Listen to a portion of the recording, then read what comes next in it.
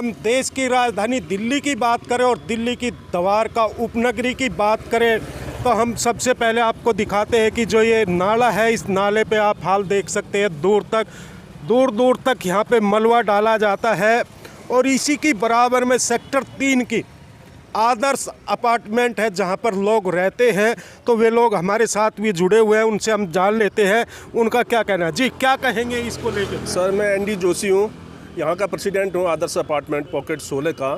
ये जो एरिया है डंप एरिया बना हुआ है, यहाँ चोर चकारी बहुत होती है। सारा कूड़ा रात को यहाँ डाल जाते हैं। हमने यहाँ पे ना गेट बनवाया था एक, जिससे कि बड़ी गाड़ियाँ ना आ सकें। वो भी रात को चोरी करके ले गए वो सब लोग। ये जो नाला है ये कॉलोनी के एरिया तक तो बंद है। उसके बाद जैसे ही हमारा अपार्टमेंट शुरू होता है वहाँ से इन्होंने बंद नहीं किया। इसमें क्या कहानी है ये हमारी समझ में अभी तक नहीं आई, क्योंकि इतना छोटा सा एरिया ये इन्होंने क्यों खुला छोड़ दिया। आप लोगों ने कहाँ इसकी कंप्लेंट लगाई? सर, हमने तो फेड एंड इंडिगेशन में भी, डीडीए में भी, सब जगह हमारे लेटर जा चुके हैं। कब से, मतलब समझो 10 साल से लगे हुए हैं हम लोग। कोई सुनवाई नहीं हुई इस नाले के बारे में। वो कहते हैं कभी तो कहते हैं इसका ब्यूटिफिकेशन करेंगे, कभी कुछ कहते हैं। अभी तक ब्यूटिफिकेशन के नाम से कुछ भी नहीं हुआ है, कुछ भी नहीं हुआ है। तो यहाँ पे और भी लोग हैं, उनसे भी जान लेते हैं। रणबीर जी, क्या कहेंगे, क्योंकि आप तो एक समाज सेवी है और हर जगह हर मुद्दों को उठाते रहते हैं और आपके यहीं क्षेत्र में ये हालत। मैं तो ये कहना चाह रहा हूँ, दिल्ली के उपराज्यपाल महोदय से एक मांग करते हैं, दिल्ली के मुख्यमंत्री से एक मांग करते हैं। ये पालम ड्रेन के नाम से जाना जाता है, सेक्टर 3 पॉकेट 16 है। अगर ये लगभग 100 मीटर 300-400 अगर फिट होगा, 100-150 मीटर का लगभग है, इसको कवर कर दिया जाए नाले को, तो चारों तरफ तो एक तो सफाई से भी छुटकारा मिलेगा और जो आदर्श अपार्टमेंट के लोगों का जो जीना दुश्वार हो रहा है, इसके अंदर एसी भी 3-4 महीने में ख़राब हो जाते हैं।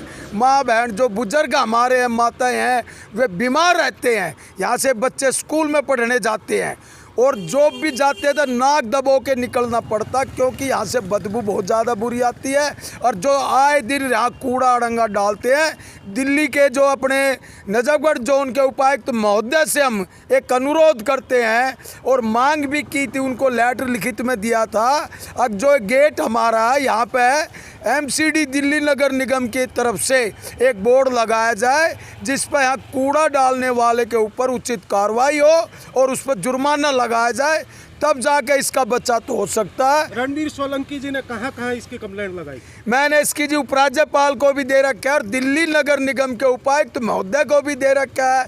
अब जो मुख्य अभियंता अपने द्वारका के, उनका आदेश उन्होंने बताया भाई ये फ्लड वाले इस काम को करेंगे, ये हमारे अंडर में नहीं आता है। तो अब हम इस फ्लड वालों को लिख के देंगे।